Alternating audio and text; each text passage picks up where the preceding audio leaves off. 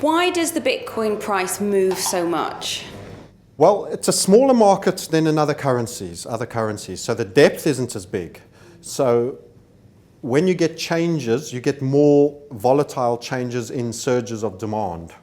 So that means you get it's like a bumpier ride for an aeroplane. There's a real amount of lift and then the occasional air pockets, etc. It's not as stable and as well bidded up and asked, and so much depth in the ladder, as I like to call it. You know, the ladder is the buying bid stack with the best bid, and then the ask, and all the asks getting ever higher there. There's not that same level of depth. So there's an inherent volatility, and also the fact that there's more money coming in, so it's expanding. In terms of its scale, it's doubling.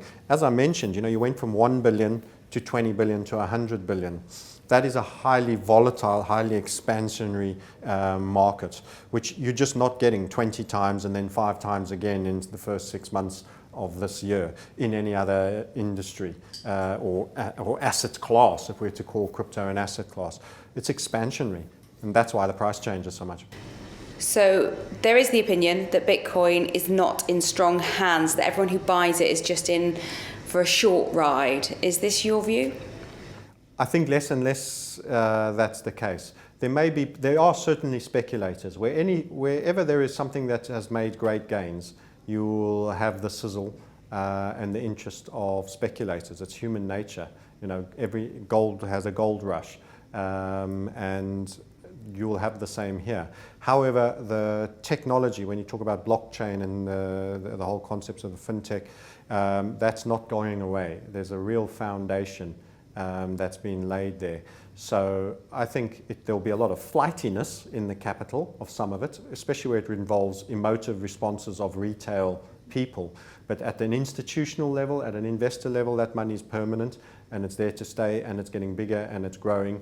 So I don't think there's great validity to that statement, and I think it's losing further validity as time passes. Is it possible to day trade in cryptocurrencies? Lots of things can sometimes be categorized as possible. It doesn't necessarily mean it's advisable. Yeah. And that's my take on that. Everybody's a great day trader in a bull market. Why? Because generally they net long and they happen to have been in it. The truth be told, if you analyze their P&L and had chosen the 3 best selected fundamentally and put them in a buy and hold only strategy, most of them would have underperformed. And the minute the tide goes out, the emperor has no clothes. The minute there's understanding of how to short in a market, far less people are good at exercising short strategies or getting out or recognizing when to get out. As an example, we rode Ripple up very, very strongly, which is the one that is very tied to banks. And then we saw our inverted setup that said it was going to underperform relative to Bitcoin. It was at about 24 levels. And we said, nope, it's targeting down to 13. People were like, no, that coin's not going to go more than half down. In fact, we got overperformance to that. We expected to trade below the 13s. It ended up trading sub 10 and 9s. So something that was, you know, at 24, and I'm talking about X amount of digitary spaces behind it. So I'm not giving you all the zeros. It lost 65% of its value. And that was being able to recognize it. We'd ridden it. It had run well. We got out of it. We could change into another coin.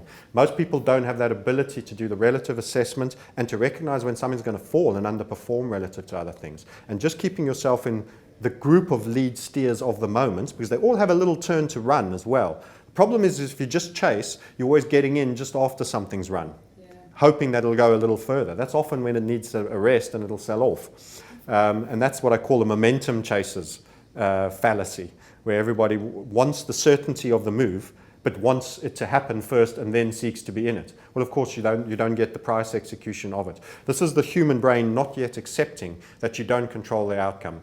And they want the certainty of the event, but then you end up paying the full price for it and you don't get the appreciation.